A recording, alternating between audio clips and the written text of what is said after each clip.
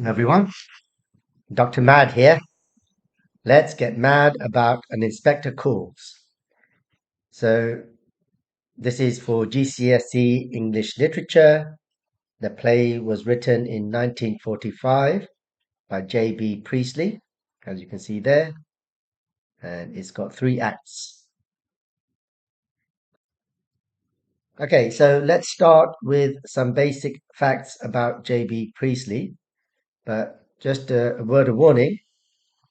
You don't get any marks for just talking about dates and things about the author in your essays. Okay, this is background information,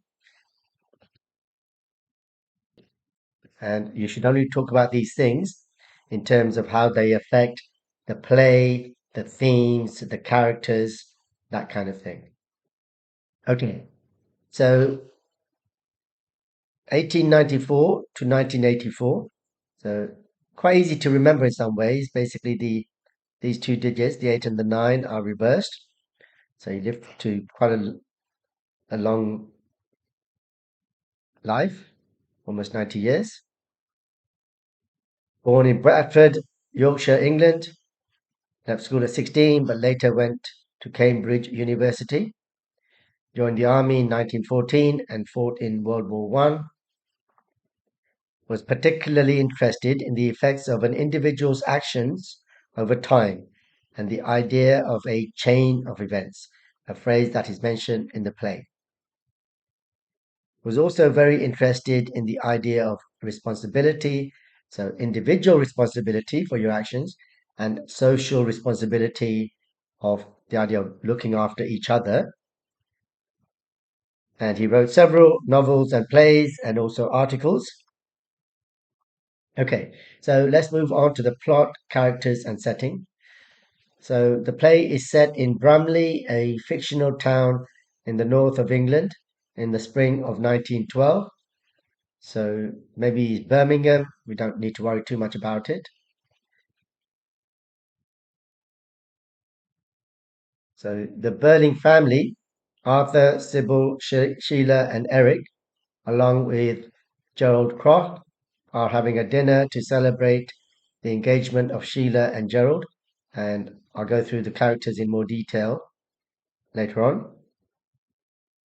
A police inspector arrives to tell them that a young woman, Eva Smith, has committed suicide in a very painful manner. At first, none of the people present understand what this has got to do with them, but the inspector shows them that they all had a hand in the events leading to her death. So, this chain of events idea. Arthur sacked her from her job in his factory for going on strike. Sheila had her sacked from her next job in a clothing shop simply out of jealousy because Eva was prettier and because a certain dress looked better on her than on Sheila. Gerald used her for sex and then abandoned her. Eric also used her for sex and made her pregnant. And then finally, Sybil, the mother, refused to help her. So Sybil is a prominent member of a charity organization, and she refuses to help Eva Smith, even though Eva is pregnant, which is when a woman is at her most vulnerable. And as a mother herself, Sybil, she should have understood this, right? At the end, there is a mystery about whether the inspector is actually a real police inspector or not. Because of this, the older people, Arthur and Sybil, and also the upper class Gerald, refuse to accept responsibility. But the young people, Sheila and Eric, do still accept responsibility. I mean, Gerald is also young. Sheila and Eric are in their early 20s. Gerald is about 30. We don't get the exact dates from the author. And Arthur and Sybil are kind of 50 plus. So Gerald is definitely closer to Sheila and Eric, but he doesn't change. And perhaps the reason for that is that he's upper class. He's kind of used to his ways. Okay, but we'll go through that kind of thing in more detail when we actually go through the play. Now, the order in which the inspector questions the characters is almost the same as the order in which Eva Smith met them in the story, except the last two. So the writer swaps Sybil and Eric for dramatic effect. And what that means is that at the end of the play, we find out that Eric is the father of Eva's baby, but by interviewing Sybil first, so what Sybil, the mother, does is that she says, "Oh, the father is responsible. He should be made an example of. He should be made to pay," without realizing that she's talking about her own son, Eric. Okay, so when we find that out, it's obviously more effective. Okay, Eva Smith has two other names, Daisy Renton and Mrs. Burling.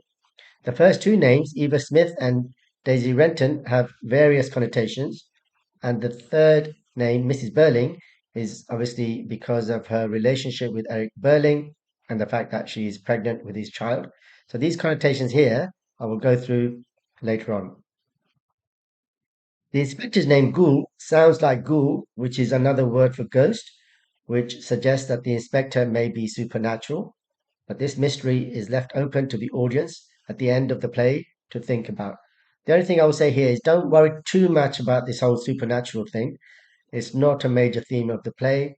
Some students kind of waste their time a little bit and go off on this side road, which I don't think is that important, okay?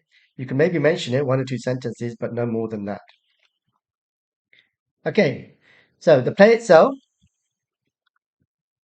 it has been seen as a morality play, presenting a battle between good and evil. So morality plays arose in the 13th to 16th centuries.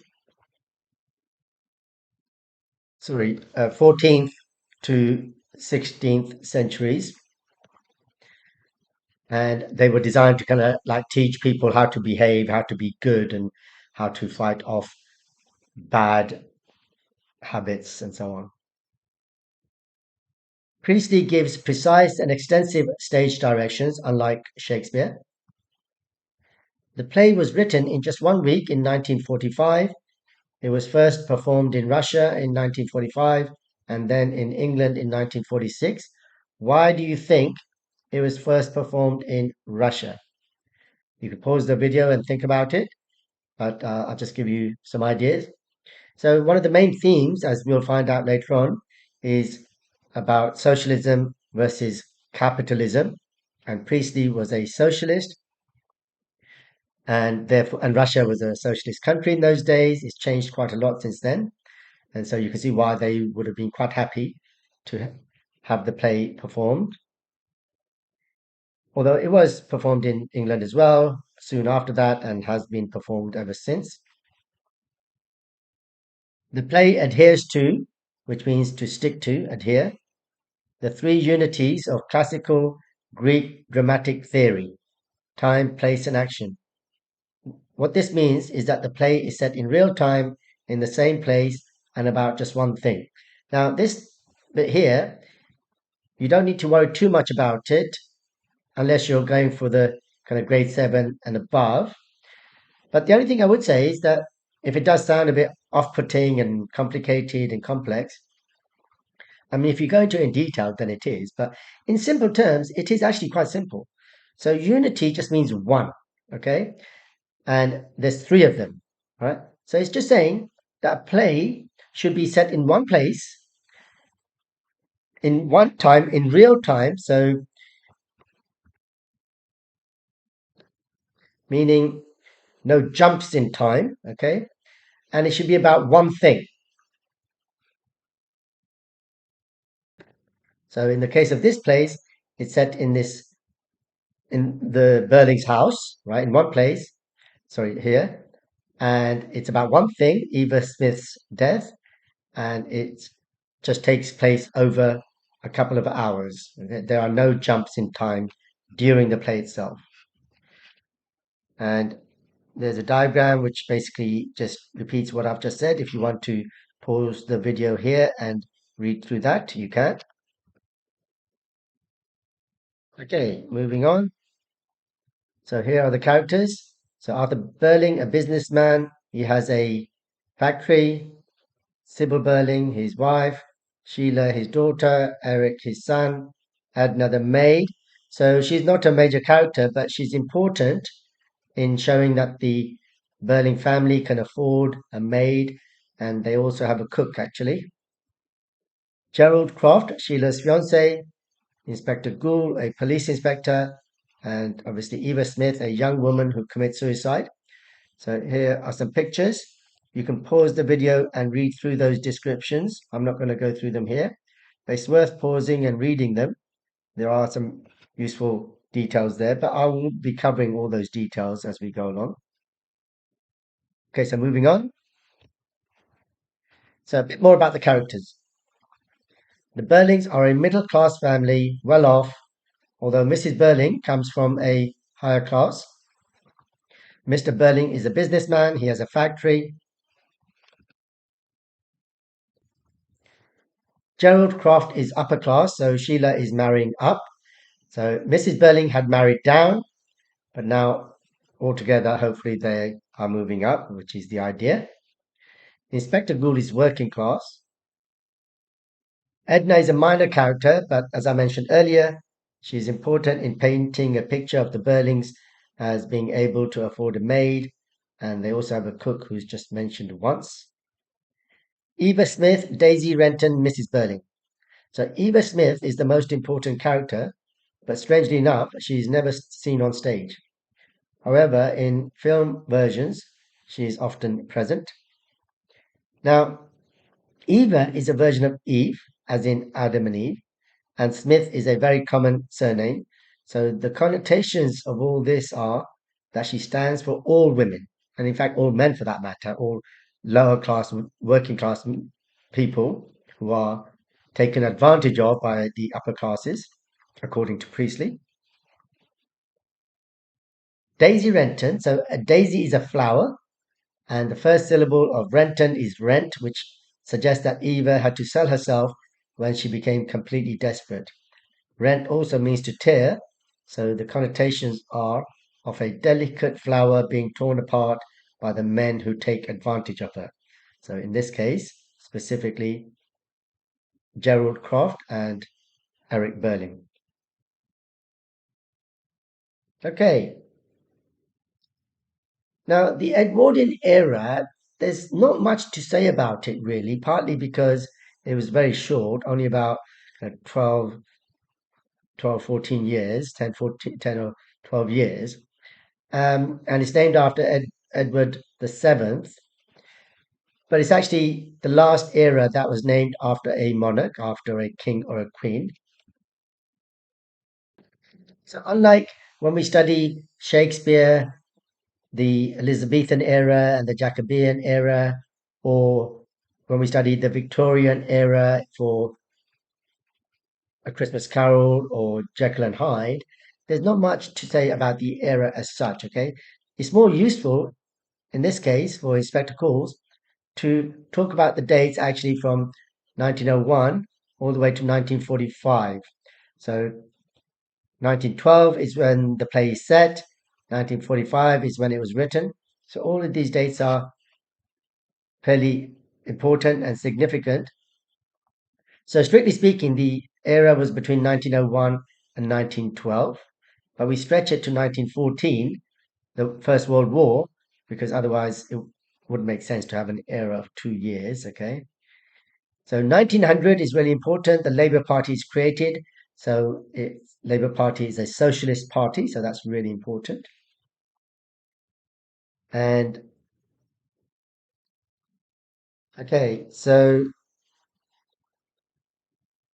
1912, the Titanic sinks just after the events of the play. So this is actually important, as you'll see when we study the play itself, because Mr. Burling says that the Titanic is absolutely unsinkable, and he's proved wrong. And the audience in 1945 would have known that.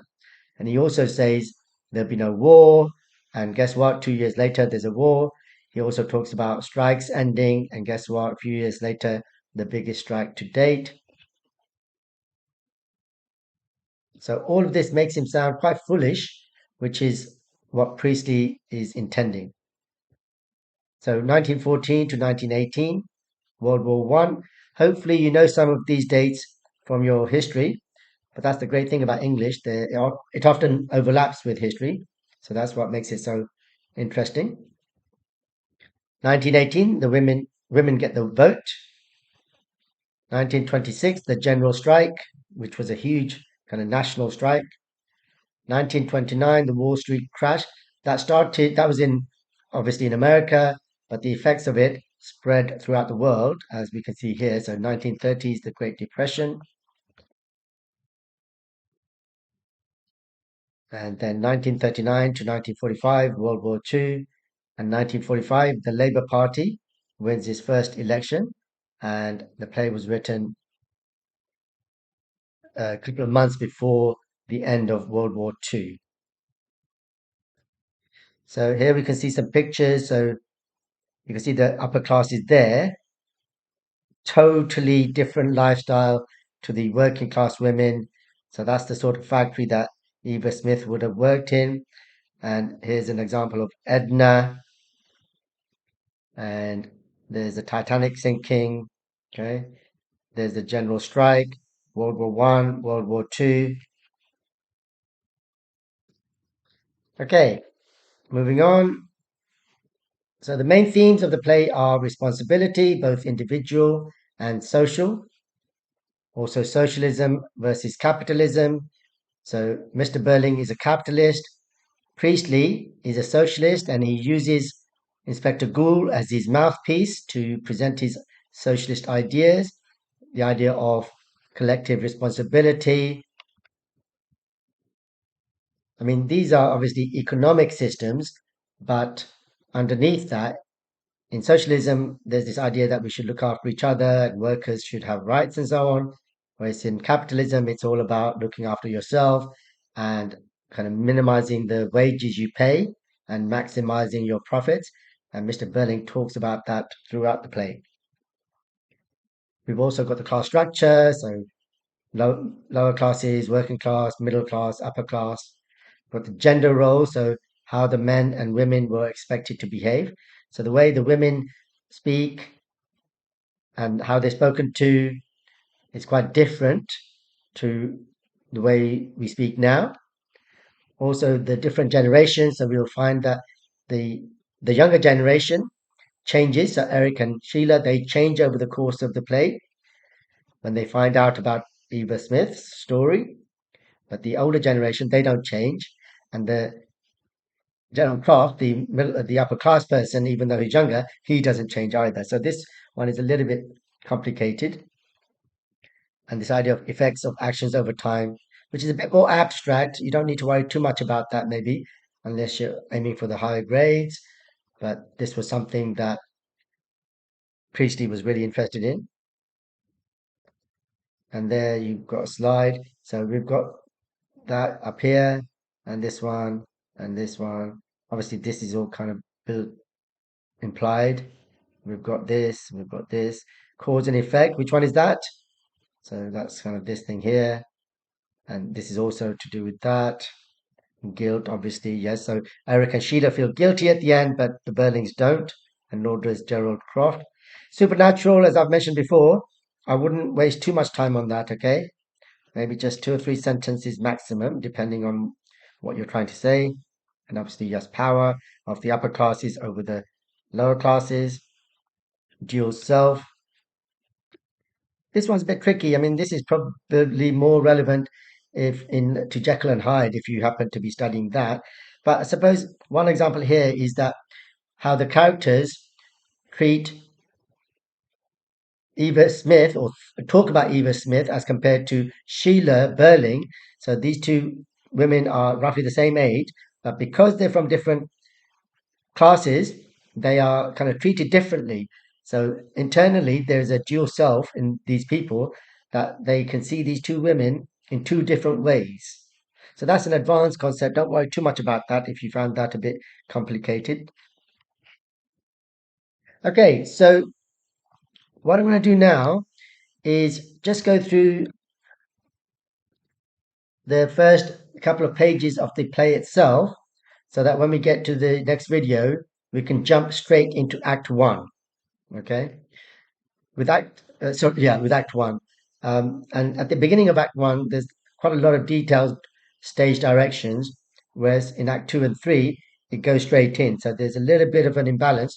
So I'm gonna just balance that out by talking about the beginning of Act One here, because it's also relevant to the overview and the context. Okay, so all three acts, which are continuous, take place in the dining room of the Burlings house in Brumley, an industrial city in the North Midlands. It is an evening in spring 1912. So this we've talked about, Brumley, maybe Birmingham. So the time and place of the setting. So this, what is this? This is talking about the three unities. Okay, so it's real time in the one place, and it's all about one thing: Eva Smith's death. Act 1. The dining room is of a fairly large suburban house belonging to a prosperous manufacturer, so this means rich. It has good, solid furniture of the period. The general effect is of a substantial and heavily comfortable house, but not cozy and homelike. So substantial means solid, but notice not cozy and not homelike. So, in other words, at the beginning of the play, there is a dinner party, and initially we get this impression that the Burlings are all close and lovey-dovey, but as time goes on, we find out that's not really true. It's not that they hate each other, but more like they don't really know much about each other, especially the parents and the children about each other. The lighting should be pink and intimate until the inspector arrives, and then it should be brighter and harder. So this is really important, okay? So it starts pink and intimate because of the engagement party, Sheila and Gerald. And when the inspector arrives, this is like a flashlight of a police interrogation cell. Some students say that this is the inspector arriving as an angel. Well, that's an interesting idea, except that this word here, harder, this adjective, it kind of contradicts that. Okay, so just be careful about that. At rise of curtain, the four Burlings and Gerald are seated at the table, with Arthur Burling at one end, his wife at the other, Eric downstage, and Sheila and Gerald seated upstage. So this downstage and upstage are to do with drama terminology. You don't need to worry too much about that. Okay, so Edna the parlour maid is just clearing the table, which has no cloth, of the dessert plates and champagne glasses, etc., and then replacing them with a decanter of port, cigar box, and cigarettes. So, as I mentioned, Edna is a very minor character, but important in showing that the Burlings can afford a maid and a cook. Decanter is a special container for alcohol. You don't need to worry too much about it. If you want to look it up out of interest, you can. Port glasses are already on the table. All five are in evening dress of the period, the men in tails and white ties, not dinner jackets. Arthur Burling is a heavy looking, rather pretentious man in his middle 50s with fairly easy manners, but rather provincial in his speech. So, pretentious means pretentious, full of himself, always talking. Provincial means like to do with the countryside rather than the city. So, So it has negative connotations as opposed to being a sophisticated city person. His wife is about 50, a rather cold woman, and her husband's social superior. So this is important because remember, she refuses to help Eva Smith, even though Eva is pregnant. And remember that Mrs. Burling is the main member of a charity organization. Sheila is a pretty girl in her early 20s, very pleased with life and rather excited. So, the main point here in general is how detailed these stage directions are from Priestley. And I mean, this very pleased with life and rather excited, that doesn't really mean much, does it? But it automatically and very cleverly tells us straight away what kind of a girl Sheila is. Gerald Croft is an attractive chap of about 30, rather too manly to be a dandy, but very much the well-bred young man about town. So dandy, somebody who likes to dress up and all that, and fashionable. Well-bred means well brought up. Eric is in his early 20s, not quite at ease, half shy, half assertive. So assertive means confident, but he's only half confident. So he's still developing his personality and character. At the moment, they have all had a good dinner, are celebrating a special occasion, so the engagement of Sheila and Gerald, and are pleased with themselves. Okay, so that's the end of that. Here are some questions and tasks for you to do. I'm not going to read through the questions, so please pause the video here and have a good go at answering these questions. If you really struggle, you need to go back and watch the video again. I'm going to move to the answer slide in 3 seconds. 3, 2, 1, and moving now. So there are the answers. So I'm not going to go through those. Please check your answers. And like I said, if you really struggled, you need to go back and watch the video again. And so these are the answers to questions 1 to 13. Question 14 needs a separate page to itself. Don't worry if you struggled a little bit with these ones. I mean, there's a lot of information there. Hopefully you got a few of them. And once you've been through the whole course, you can maybe come back and have another go at this. Okay, so I'm going to move to the final slide in 3 seconds. So 3, 2, 1. So I hope you found that video useful. And if so, please do subscribe and tell all your friends about it. And I will see you in the next video where we will jump straight into Act 1. So see you in the next video.